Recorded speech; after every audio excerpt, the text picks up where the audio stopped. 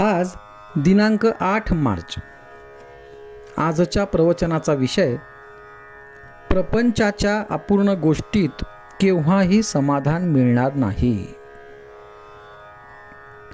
सर्व अनुभवात आत्मप्रचिती ही खरी. दुसऱ्याने पुष्कळ अनुभव सांगितले, परंतु स्वतःला येईल तो अनुभव हाच खरा महत्त्वाचा. आत्मप्रचितीने जागरूकता येईल, भाव वाढेल, साधनाला जोर येईल आणि भगवत प्राप्ती लवकर होईल.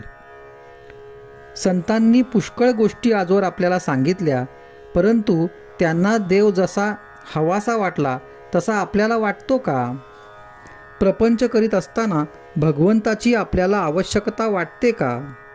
आपण असा विचार करावा की आपण लहानाचे मोठे झालो, विद्या संपादन केली, नोकरी मिळाली, लग्न झाले, मुले बाळे झाली, घरदार केले, परंतु आपल्याला अजून काहीतरी हवेसे वाटतेच आहे. हे आपले हवे पण केव्हा संपणार? आपण नोकरी करतो, कोणी वकिली, कोणी डॉक्टरकी. नोकरी करणारा मालकाला आपल्याशिवाय दुसरा कोणी नोकर मिळणार नाही म्हणून काही नोकरी करीत नाही, किंवा अशिलाला कोणी दुसरा वकील मिळणार नाही म्हणून वकिली करीत नाही. म्हणजेच नोकरीवाला काय, डॉक्टर काय, वकील काय, कोणीही आपापले कर्म केवळ त्या कर्मासाठीच करीत नाही, तर त्यातून आपल्याला सुख मिळेल ह्या ईर्षेने तो करीत असतो.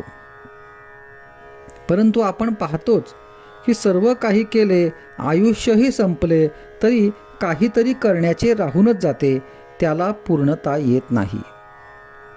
एखादी गोष्ट आपल्याला मिळाली की आता ह्यापुढे काही करायचे उरले नाही असे काही वाटत नाही. आता काही एक नको आहे, जेवढे आहे त्यात समाधान आहे असे कधी वाटते का? पुढे कसे होईल, हे सर्व टिकेल का, यात आणखी भर कशी पडेल, याची विवंचना कायमच. एखाद्याचे लग्न ठरले, ते झाले की आता प्रपंचाची काळजी मिटली असे वाटते का? लग्न झाल्यावर समजा 5 वर्षे मूल झाले नाही तरी हा काळजी करतोच, आणि समजा मुले झाली तरीही याची काळजी आहेच. तेव्हा या प्रपंचाच्या गोष्टी अपूर्ण आहेत, त्यातून समाधान लाभेल हे कसे शक्य आहे? या गोष्टी एकातून एक निर्माण होणाऱ्या आहेत. ज्या म्हणून सुखाच्या गोष्टी मानल्या त्या सर्व जरी एकत्र केल्या तरी त्यातून समाधान निर्माण होणार नाही. ज्या गोष्टी अपूर्णच आहेत त्यातून पूर्ण स्वरूप असलेले समाधान कसे लाभेल? समजा एका वेड्याच्या इस्पितळात 200 वेडे आहेत. जर कुणी म्हणाले की आता आणखी 100 वेडे आले की एक शहाणा त्यातून निर्माण होईल, तर कधी शक्य आहे का हे? आजचा सुविचार. मनुष्याला किती असले म्हणजे पुरे होईल हे ठरलेले नाही. आहे त्या परिस्थितीमध्ये आपण समाधान मानले की जे आहे ते पुरेल.